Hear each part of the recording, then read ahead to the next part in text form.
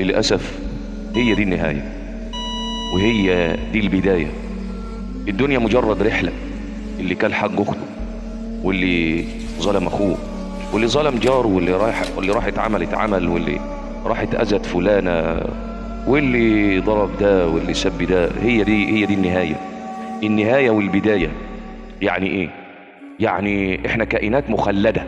هتقول لي ازاي الكلام ده؟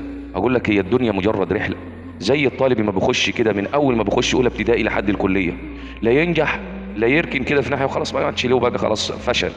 الفيديو ده مهم وخطير، صلي على النبي وشاركه عشان لو ما حد صاحي يصحى وفوق. فلا ينجح في الامتحان لا يسقط في الامتحان. احنا قلنا قبل كده احنا مش ملائكه ولا انبياء، حاشا لله، كلنا اصحاب ذنب، لكن بنجاهد انفسنا، نعمل اللي علينا، نصلي الصلاه المكتوبه، نقرا ايتين قران هكذا، نسبح شويه، ولعلها تكون حجه امام الله.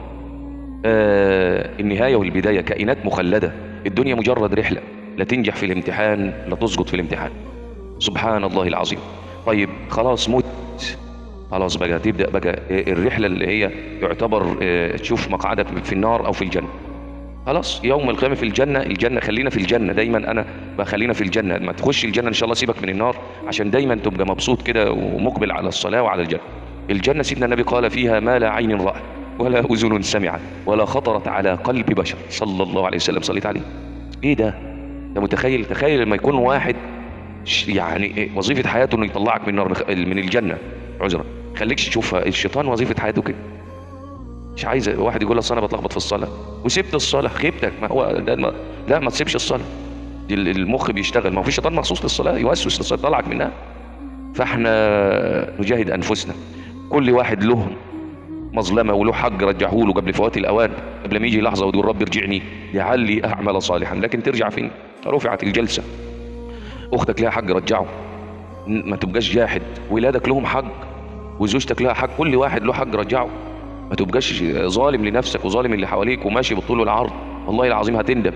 فاحنا طول ما فيك نفس حاول تصلح امورك مع الناس. ربنا ممكن يسامح في حقه الا حقوق العباد. ظلمتني مش هسامحك، هتيجي لازم عشان اسامحك هاخد حق في الاخر، هنقف قصاد بعض. يا اما تيجي واسامحك في الدنيا ونصفي حساباتنا، وهناك ما فيش، هناك الاضعاف مضاعفه. فخلي بالك، كل من له حق لازم ياخده، وربنا يحسن ختامنا انا وكل من قال امين، ويدخلنا الجنه بغير حساب. الجنه ما فيهاش نوم، ما فيهاش تعب، ما فيهاش عجز، ما فيهاش حمام، ما فيش انك تكبر في السن، ما فيش الكلام ده كله امور دنيويه. اللهم ادخلنا الجنه بغير حساب انا وكل من قال امين وكل من شارك الفيديو. والسلام عليكم.